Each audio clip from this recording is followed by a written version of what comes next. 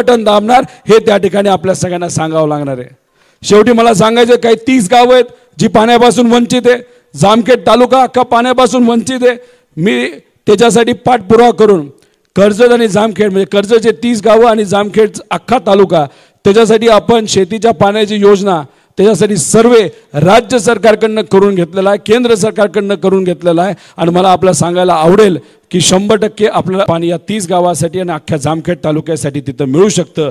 आणि आपल्या या सीना प्रकल्पासाठी आपण तिथून टिंबे ते माणिकडो जो बोगदा तिथं केला होता, तिथून तो पाणी आपण माणिकडोमध्ये घेऊन ते पाणी आपण सीनामध्ये आणू शकत होतो। आणि ह्या सगळ्या योजनेला आपण महाविकास आघाडीच्या काळामध्ये तिथं मान्यता दिली होती आणि हे सरकार आल्यानंतर त्याला आपल्याला स्थगिती मिळाली।